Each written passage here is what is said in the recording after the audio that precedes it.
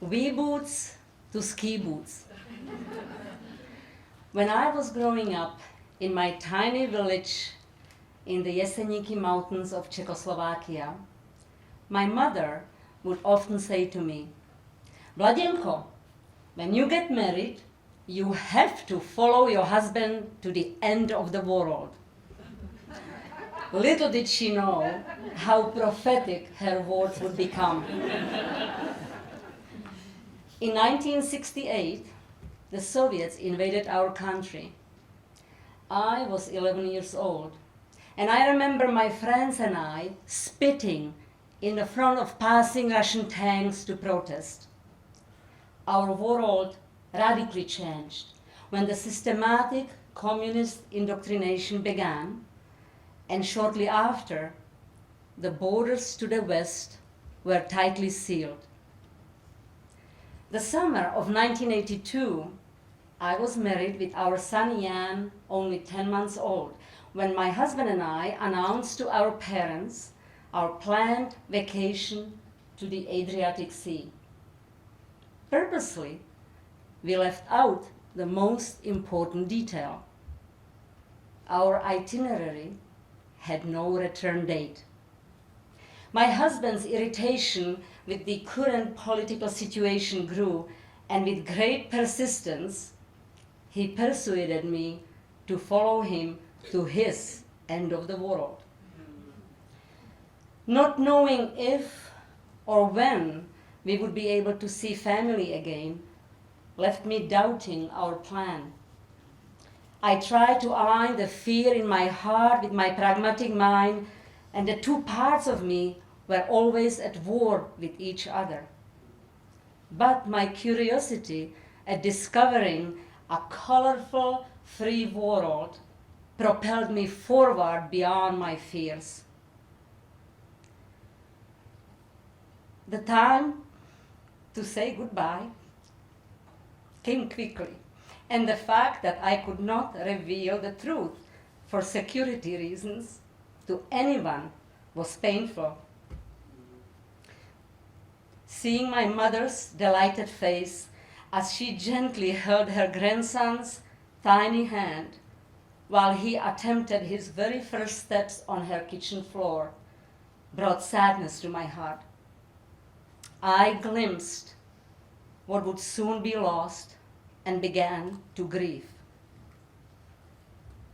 My aching heart was somewhat consoled watching little Jan 1 month later in a Yugoslavian campground as he found tremendous joy running around in his very first burgundy-colored shoes made from soft leather. They were stretched and scratched from playing in sand and water, and with the help of duct tape, the life of his wee Bata-made shoes was extended by many months later on during a stay in a refugee camp in Germany. Long before we reached the refugee camp, we had been on the road in Yugoslavia for several weeks, sleeping in our Russian-made Zhiguli car like nomads, with Austria already in sight, but it wasn't our time for freedom yet. Not the first time, and not the second time. The third time we were arrested, it was in the alpine village of Krainska Gora, a renowned venue for international ski races. And we were brought forcefully under the watchful eye of an officer with a German shepherd at his side to the police station. I will never forget Jan's eyes as big as saucers, dressed only in a diaper and his worn-out baby shoes. Miraculously, the police released us, and we crossed the Adriatic Sea to Italy in our leaky, homemade boat. Who knew that 22 years later, Jan would return to this very same town we were arrested in, representing Canada in ski boots much bigger and heavier than his little booties. My eyes swelled with enormous pride seeing the Canadian flag next to my son's name on the World Cup start list, and many years later, as an Olympic bronze medalist from Sochi, Russia, of all places. At that moment, as I looked at Jan's younger brother Phil, dreaming of following in his brother's footsteps, the first 16 years in Canada flashed before me. My English language bloopers, and boy, there are many.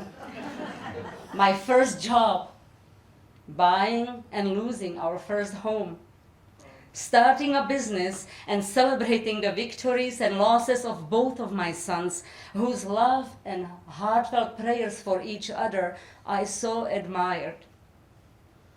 I will never forget all the amazing people and dear friends who stood by us in support. A village indeed was needed to raise my two beautiful boys. Profound gratitude fills me to the core as the end of the world has become a wonderful place to be. At last, the war between my heart and my mind has come to an end. Thank you.